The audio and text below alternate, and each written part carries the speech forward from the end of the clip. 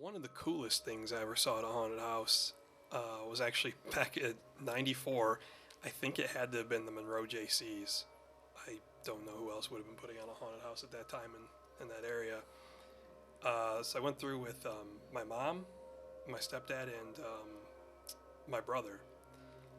And the first room we came to, so there was like a series of dark hallways you went through, and I think there was, they did the floating mask gimmick.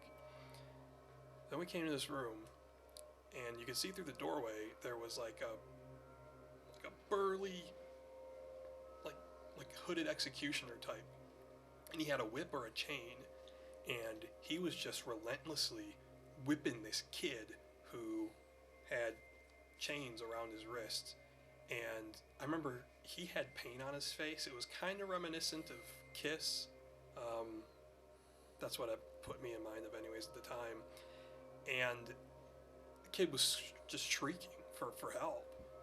And I remember thinking, how are we going to get past this? Because our path went right through the whip or the chain that the executioner had. And my second thought was, I am definitely not helping this kid.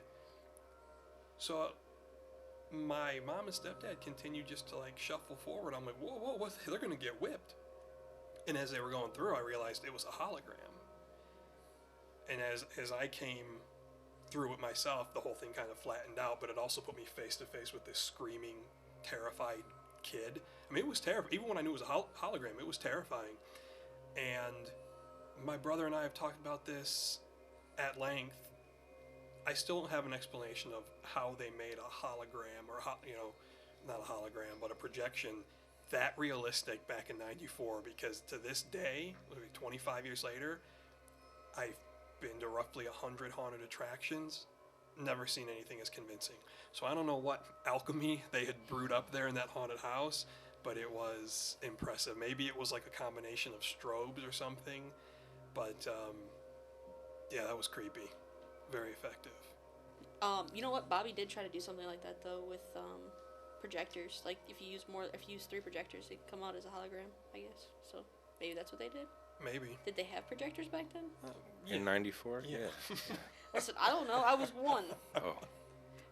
They weren't digital, but So I got one. The first haunted house I ever went to was the Wyandotte JC's haunted house, and I was 11, and it was at the old theater, and I'm walking up, and I'm already scared because whatever, I'm a little terrified, and we're standing in line waiting, and all of a sudden this character comes out at me, and he's crawling on all fours, and as he's crawling on all fours, he's snorting and I don't even making some ungodly noises, comes up right in my face, hocks it looks like a loogie, and then eats it, and then starts chasing me. I ran away from the line, away from my friends, down the street into the CVS right there, and then proceeded to hide in the CVS.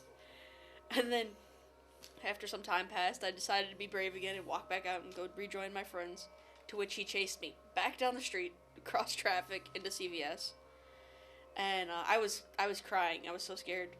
And I actually bought the mask that I would use later, and as I'm going through, I'm just being terrorized the whole time. Well, my friends, I found out, had told the actors my name. Mm-hmm. I was so scared. I was in the first room trying to, I was begging the person that was behind me to let me go. I was like, keep my money, just let me go. They obviously did not let me. And throughout the whole house, I just kept hearing that snorting and that noise. Come to find out it was Bobby, who became my mentor for haunting. And I was so terrified I decided I wanted to do it and scare everybody else. I remember making it out the exit, walking up to the ticket booth and going, how do I get an application for here? I know we were going to get a Dr. Giggles origin story. No, the funny part is that I did use that mask later on, and I carved it up, and it's a little piece of history, I guess. first time I went to a haunted house, I was not that frightened, but I was pretty amazed. I'd done some home haunts when I was a kid, like 8, 9, 10. But so this was, I was a little older. This was 1973. And we talked at an earlier time about like how undocumented like the haunted house industry is. I can find no reference to this house existing. We had gone after my church youth group. Some of the adults knew about this place and was like, "What? What are you talking about? A haunted house?" My impression, it was like this church youth group, this national group, but I can find no reference. I've been looking for a long time trying to like pin that down. But I think it was probably down Monroe direction. Like back then before I drove, someone could take you 20 minutes in some direction you hadn't gone and thought you were somewhere like, 100 miles away. So I'm not too sure, but we get there and it's this old like farmhouse, brick farmhouse out in a field. There was a 2-hour line. We get in line. And for how early this was, it was actually pretty impressive. It'd be much different than the kind of houses we build and see now. But I remember all during the time of the wait, there was like a projector set up on I think there was like a third floor attic. And there was just shots from horror movies. I remember there was some like Hammer film shots and just some really creepy stuff. And there was probably about 30 slides that just repeated. But it just kind of gave you something to look at while you were in the 2-hour line. I don't remember a whole lot of rooms. One that I really remember liking, and I don't even know if you could do it anymore. It was a pretty good sized room, like almost like a living room size. And the floor had been just covered with old mattresses. So it was very hard to keep your balance. It was painted like crazy black and white stripes, and there was a strobe light going. So it was a very disorienting room, and I don't think anyone got through it without like falling down and bouncing on the mattresses. But also I remember at one point you were walking down a really narrow hallway, probably narrower than we could get away with now. And there was plexiglass in the floor, and at some point something lit up, and there's actually a person like laying underneath you as you're walking by. But having done home haunts as a kid, I was just like, oh, this is amazing that this was like a thing, like a large scale thing. It's not really my first visit to a haunted house, and I've been to all types of haunted houses through the years. But one I'd always been interested in going to was you guys ever heard of a Hell House? Oh yeah. Basically Yeah. like sponsored by a church or something like that. Well, there was one in Livonia in the mid-90s. And actually, from the technical standpoint, the effects and the actors did a really great job, but it was just funny that when you went through the haunts, there was like people hanging out in a room listening to Van Halen, Running with the Devil, smoking fake doobies, and talking about going to a heavy metal concert. So that was like one scare. And then there was like a crashed car, and then there was somebody like laying on the windshield, and they were covered in blood, and they were like, oh, I shouldn't have drank that alcohol, or something like that. And then there was an abortion clinic, which I thought, here we go. yeah, that was kind of a step up, because we walked into this room and it was like sort of like a hospital setting, and then there was like a woman on a gurney with her legs up in stirrups, facing away from us, because it was a very tasteful abortion scene. And the doctor was reaching in and pulling out like balloons or something, and there was like fake blood squirted all over his. And they're like, the abortion, like, and Witness the abortion. yeah, and and I'm like, wow, this is a really heavy haunted house, like, and then the last room, there was like a Satan, right, and just like a big person in devil makeup, and they're like, you can go toward the darkness or you can go toward the light, and really, you couldn't go to the darkness, because I tried going toward the darkness, and it was really just kind of a wall behind a sheet. Like, I'm like, okay, let me in. And how did Satan play that? Well, he's like, well, you've been redeemed, and you go to the light. Well, the light, it opened up into the church, and they had all kinds of like paraphernalia, like little booklets and things, and they're like, the finale funneled into propaganda. I think I still have a flyer for the place. I'll have to go digging through my stuff, but. Now my question is, did you try to hang out with the guys that were listening to Running with the Devil? I just thought, I'm like, that's not even like a really heavy. I mean, this is like the '90s, Slayer and like all these, death metal had come out, Carcass or Cannibal Corpse, and they're sitting there listening to Van Halen, Running with the Devil, like that's some kind of satanic channel, like, oh, the minute you hear David Lee Roth, you're in tune with Satan. Very sheltered crowd. Yeah, but overall, technically, it was well done. You know, I was like, I admired the production value. They're like, son, you got the wrong impression.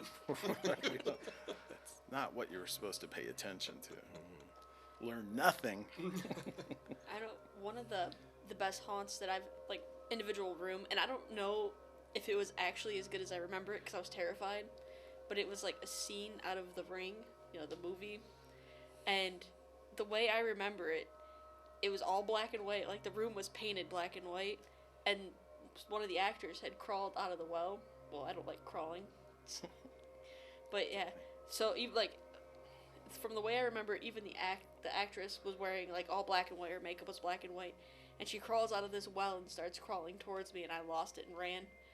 That by far like is the best haunt that sticks out of my mind, and it's so like simple, stupid, but the fact that it was black and white and it like changed my perspective. You know, it's not something you see every day.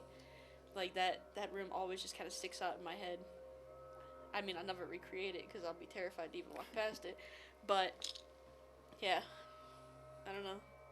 I mentioned the home haunting I did as a kid, and we're talking 1968, 69. So you think about all the horror references that didn't exist then, like, you know, so many movies that have been made since then. We were mostly influenced by the Universal monsters. So we had a lot of, you know, Dracula scenes, but this is sort of goes into the category of even a blind squirrel finds a nut once in a while, because probably one of our best rooms, and we used to break my basement up into like 8 rooms just using sheets and stuff. There weren't too many walls actually down there. But the finale room for the one year, we'd set up like a Frankenstein's laboratory. So we had an old kitchen table laid out, and one of our friends was laying on it. And this is one of those just fortuitous things. For some reason, we liked the look of these old army boots that were my dad. So we had my friend that was laying up there, who was just like a year older than us. So we're like 9 or 10. So he's 11, 12. Well, these boots were like twice as big as they needed to be for his feet, but we just thought they looked cool. But then looking back on it, I realized, well, it gave the impression that it was a dummy we had laying on the table. Just it didn't fit. So he was completely laying under a sheet. And the other thing I think we just stumbled onto, we wanted to create some sound, like some machinery. So the guy that was laying on the table, he also was like the first person I knew to have an electric guitar and an amp, and he had like a wah-wah pedal. So he had brought that equipment over, and I was always the guide for our haunted houses. These were guided tours. We couldn't let people just run crazy and knock sheets down. So to guide them in, my friend Bill would go from room to room and do whatever he had to do behind the scenes for the scares. But so he went right out of the room, and he had the guitar, and he just learned like one loud chord to play. So when it was time to throw the switch, he would hit that guitar chord to make, you know, an impression of the machinery gearing up, and then our friend Dave would jump up on the table. So we kind of just bumbled into the fact that like sound can play such a large role in creating a scare. So our ultimate goal was always to get the campfire girls that were in our class to pee their outfits, and that room was pretty successful at doing that. Yeah, one of the best things is when you have a piece of information that someone doesn't realize that you have. And so this was Halloween night 2013. I was passing candy out, but I had to turn it into a production, of course. So I was dressed as Gherkins. And I used to be a substitute teacher. I did this for 7 years. I usually don't forget faces or names.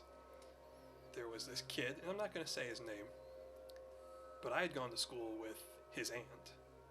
Same elementary school was where I was subbing one day, and it was a weird last name, so I recognized it. And I asked him, I was like, hey, are you related to a so-and-so? He goes, that's my aunt. Fast forward a year or two. There I am, putting on my Carnival Barker act. Here comes this kid. And I looked at him, I was like, oh, wait, I know that kid. What's his name? And I'm just searching my memory. And it was literally the moment he and the adult he was with stopped in front of me, popped in my head. I was like, oh, got it. So I told him, I said, I remember you. And of course, he and his aunt kind of look at each other like, okay. I was like, oh, you don't believe me? I know your name. And then they really looked like, all right, buddy. And then I said his name, and they both looked like the life had been sucked out of them. He looked at his aunt like, who is this person? And she looked at him like, who is this person? I took the candy. I was like, there you go. He walks down, and the whole time he's looking over his shoulder back at me. And I just waved to him. I was like, I'll see you in your dreams. I would love to know what he went home, told his siblings or parents. To this day, there's no doubt in my mind he remembers that. I mean, who could forget something? A stranger in costume knew you on Halloween and you didn't know who they were. I hope that is something he thinks about until his dying day. I hope he's on his deathbed. Like, I had a good life, but if I could just have one thing answered, I want to know who that guy was on Halloween night 2013. And he'll never know. Well, he might if he's gonna watch this. Maybe. There'll be some doubt, though. I didn't say his name. I didn't say where it was either. So, I've got another story. I actually worked at a pet cemetery. I don't want. For real? I really did. I wanted that on my resume. I mean, I was going through the want ads. I was looking for a job, and I saw that I'm not going to say the name of the place, but it's still in business to this day, and it's so it said, yeah, do you like animals? You can make money, work with animals. I'm like, that sounds perfect. So I'm thinking, I'll probably be cleaning out kennels and feeding dogs and stuff like that. So I get there, and they're like, well, the real area of need here is in the crematorium. And I'm like, crematorium? And they're like, yeah. Well, we burn the dogs and cats and roadkill. They had, at the way back end of this property, they have a giant incinerator. And they have a warehouse full to the rafters with dead animals of all different kinds. Dogs, cats, roadkill, dead deer, birds, what have you.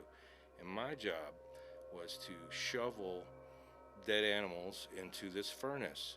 And there's more.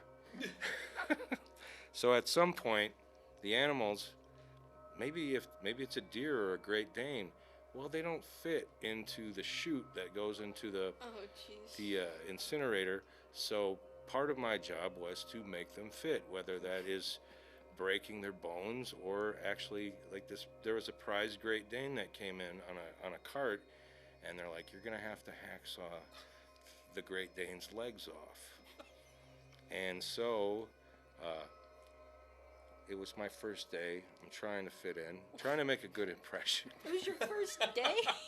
Yeah, I mean, there was other aspects of the job that were enjoyable. Like I got to drive a golf cart. We had like graveside funeral services that you'd try not to snicker through because they had a little chapel with fake stained glass, and some old lady would be crying about her dead poodle or something, and you're just sitting there like, gosh, But I'm talking to the guys that work there. I'm like, so let's say you go to a bar or something, and what do you're trying to talk to somebody, and what do you tell them you do for a living? Like, you tell them you hacksaw dogs apart for a living, So anyway, I could only take about one day of that, and I went home, and at the time, my girlfriend was like, well, what'd you think? I'm like, I think I'm not going back there tomorrow. So, but it was horrible. It was terrible, and I don't recommend it to anybody, but I could still put it on my resume. Is this business, is it a boarding kennel / pet cemetery? Yeah, I always thought that was unfortunate combination. Yeah. We're gonna have to talk about this after the Sounds show. like maybe a place to do a photo shoot. Yeah, I wanna go there for research. It's like doggy Auschwitz, though. I mean, it's right, dead animals to the rafters, and it's supposed to be refrigerated. But when I was working there, the brief day that I worked there, the refrigeration unit was broken, so it was just wall-to-wall maggots and bodily fluids. Stop. Like that Great Dane, when you moved it, it was like a tube of toothpaste, and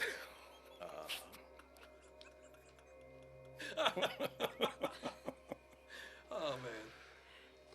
Well, that's cheerful. I got home and I hugged my animals, though, like my dog and my cats. I'm like, I'm glad you guys aren't dead, because then I'd have to cut you to pieces. I know where you're going. It's a bad visual. That's man. why, to this day, I bury all my animals in my backyard when they pass away, because I prefer that. Prefer to keep them not hacksaw it apart. I still think, I mean, if, any of you guys are looking for work, I'm good. they pay pretty poorly. But the fringe benefits. I was interested for a moment there. I think back in '98 it was like $8 an hour or something like that. Well, that wasn't bad for '98, I don't think. Not horrible. To do it, Well, Yeah. when you're halfway through a Great Dane femur with a hacksaw, Well, you probably $8 doesn't really seem like that much money. You probably get a sawzall now, one of the electric ones, just zip right through it. How much is this therapy going to cost me to get over this? So there's the mass crematorium, but then if you pay extra, there's like a singular crematorium. It's almost like a pizza oven. And I had a Cocker Spaniel. The only cremation that I personally did, so you cremate the dog, you put it in a little oven, and unlike what you see in movies, a crematorium, at least this size crematorium, doesn't destroy the whole thing. There's usually a lot of bone fragments left. So they give you this like rolling pin, and then you roll over the bones. You just smash them down into dust. And then it's on a tray, and you tilt it up, and you put it into a little container, an urn, or whatever, whatever the people paid for. But most times you're getting other pieces of other animals in there too, though. Sure. Yeah. It's to be expected. I mean, it might have been a purebred before it was cremated, but now it's a mud. So I know Steve has a good story. The Halloween I thought was going to be my last. I was a student at Eastern Michigan University. Halloween rolled along, and we thought the thing to do would be go out to this cemetery that was sort of in the wilds of Ypsilanti. So one of my friends from out there knew where it was, so he was directing me. I'm driving my old Duster out that way. So he's like, turn here, turn here. And there was another male friend and a female friend. So the four of us are driving out there. He's like, turn here. And then we get down this road, and the road's closed. There's like a bridge that we're supposed to cross. I'm like, well, this can't be it. The road's closed. He goes, no, this is it. So we park, and there is a little footbridge crossing this little creek, but we can't take the car any farther. So we have to walk like the last half mile down to this cemetery. So as we're walking down there, I notice on the one side of the road this old Quonset hut that was just all piled up outside with junk, and it was all grown up. I'm like, that place is creepy looking, but didn't think too much more about it. We get on down to the cemetery, and we were just going to do, a little of what college students do in cemeteries on Halloween. So we didn't spend too much time down there, but we start heading back down the road. We're nearing that little Quonset hut again, and as we get close, I hear vum vum vum vum vum vum vum vum vum vum vum vum vum vum vum. I'm like, oh my God, that's a chainsaw, and it's coming from that Quonset hut. But it wasn't a chainsaw. A little dune buggy comes whipping out of that property, cuts us off on the road, and starts driving behind us back toward the cemetery. Like, oh, thank God he's gone. Then you hear the tires squeal. He turns around and he comes back. He's just buzzing us back and forth. We're just trying to walk slowly. Finally, he pulls up and cuts us off, just takes a good look at us. My one friend, who had probably done a little more of what college students do down at the cemetery, he looks at this guy, who I'm thinking looks like Charles Manson, like a dead ringer for Charles Manson. My friend says, oh man, dude, I dig your mask. What are you doing to this? What are you telling this crazy guy? Guy doesn't really respond to that. He's just like, where are you kids going? We're like, well, we just walked down to the cemetery. We're just walking back to our car. And he's like, where's your car? It's like, well, it's on the other side of the bridge. He goes, the bridge is out. Like, yep, we're aware the bridge is out. And he just sat staring at us. I'm still thinking we're going to die. He's going to murder us. Like, we're going to have to run in opposite directions. So he just stared us down for a couple more minutes, started his little dune buggy up, and started whipping down the road. We're just like, let's get back to the Duster, man. So we live to tell about it. But that's the second most frightened I've been in my life. I think just from the moment I thought I was hearing a chainsaw start in a creepy Quonset hut. So, you guys remember in 2004 when the Dawn of the Dead remake came out? Okay. So, huge zombie movie fan. once it was out on DVD, I had it on DVD. One of the features on the DVD is this kind of mockumentary style newscast. You know, the dead are rising, and they've got medical teams, and they're going to all these different locations. You know, telling you how to deal with the zombies and this and that. So I get this idea. I was living with my dad at the time in Lincoln Park. I had this small room. My sister had a friend over, and they kept kind of going back and forth through the hallway to the kitchen to her room. I thought to myself, I'm just going to let this drift out into the hall for a while, maybe let it play in her subconscious, and then maybe she comes and asks me about it. I replay this thing I don't know how many times, just waiting patiently in my bed. Her friend leaves. So there I am sitting on my bed, enthralled with this newscast. My sister Amanda walks in. Amanda's she's never been the sharpest tool in the shed, so I knew I could pull this over on her. She walks in and she goes, "What is this? Is this happening right now?" I was like, "I don't know. I guess I was watching a show and they interrupted the show for this." So now I know I got her. And we're both sitting there like with our mouths hanging open. I was like, "Can you believe this?" She's like, "This is crazy." I'm like, "Oh my God, it's working."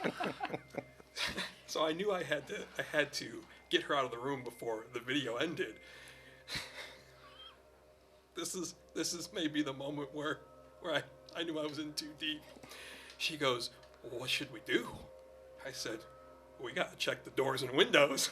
So we lock all the doors, and we're staring out the kitchen window looking for zombies. Mind you, I was 21 at the time. She was 15, 16. Old enough to know better. So at this point, I was like, "Amanda, we got to start alerting our loved ones."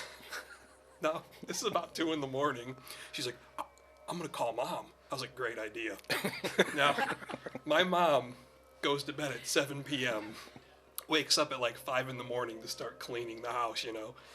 So here's my sister, convinced of this zombie outbreak, we're in imminent danger, calling my mom at 2 a.m. to wake her up over nonsense. So Amanda's on the phone. Like, "Mom, it's all over the television. I don't know what's going on, but there's zombies." My mom's half asleep. Like, "What are you talking about?" It's like, "Man, Mom, there's zombies on the TV. They're coming to life." So my mom turns on her TV and then tells me, "Meg, I'm not seeing anything. I don't know what you're watching." And I'm just standing there. I was like, "Oh my God, this is just too good." So Amanda gets off the phone. She's like, "We'll talk to Joel." So I got on the phone with my mom, and Amanda leaves the room. I was like, "Mom," I'm like, "It's just bull." I'm like, "I made it all up. I played this video for her. I didn't think she'd believe it to this extent." So my mom's just like, "Okay, Joel," let me get off the phone. So at this point, it's kind of like, well, where does it go from here? I don't know. I go back in my room, and I'm just sort of sitting on the bed. And after a few minutes, Amanda comes in there. She kind of just looks at me. And I couldn't contain it anymore. I was just like, and she goes, "Did you trick me?" And I looked at her. I was like, "Yes." I'm like, "How did you not know that?" Like, you really thought dead people were outside? They were going to barricade into our home, barge into our home, and eat us? I couldn't believe how well the whole thing worked, and I did feel a little bad after. I was like, "Wow, I learned something today about you." Like, the gullibility factor was off the charts. Poor man. Did she ever forgive you? I'll ask her next time I see her. I'll bring that up. I'll ask her if she remembers that and what was going through her head. Might want to ask her if it had any lasting effects on her life.